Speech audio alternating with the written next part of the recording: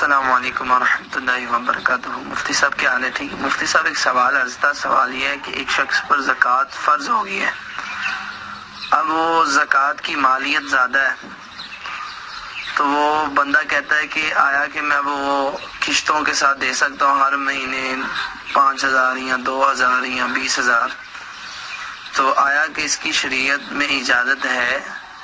اس کے متعلق رہنمائی فرما دیں۔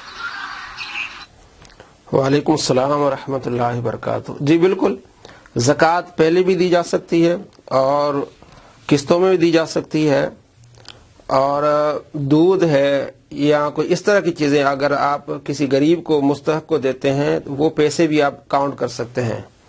تو ان تمام ذرائع سے آپ زکوٰۃ ادا کر سکتے ہیں۔ لازمی نہیں کہ آپ یکمشت ہی زکوٰۃ دیں۔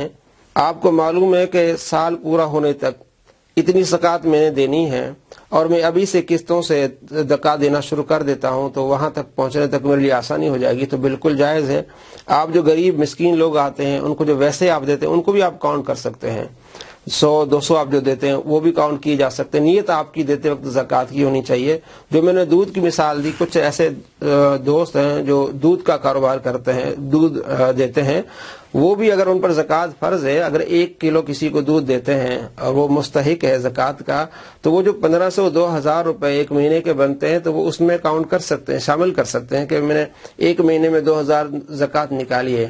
اسی طرح جو دکانوں پر ہے، اگر کوئی غریب آتا ہے 1 کلو چینی لے جاتا ہے، آٹا لے جاتا ہے، تو وہ بھی لکھ لیں کہ یہ جو ہم دے رہے ہیں یہ زکوٰۃ ہے، تو آئندہ آخر میں جب انہیں حساب لگانا ہے تو یہ اس کو ہمیں شامل کر سکتے ہیں، ایسا ہو سکتا ہے۔ اور ہر مہینے 1,000 نکالنا، کسی غریب کی مدد کرنا، 2,000 نکالنا، 3,000 نکالنا، نیت آپ کی کہ میں زکوٰۃ دے رہا ہوں، تو وہ سال کے آخر تک پھر آپ یہ سارا جمع کریں تو یہ ساری آپ کی زکوٰۃ ادا ہو جائے گی۔ اور سال پورا ہو گیا، آپ زکوٰۃ دینا چاہتے لیکن یکمشت نہیں دے پاتے، تو آپ اس طرح قسطوں میں زکوٰۃ دے سکتے ہیں۔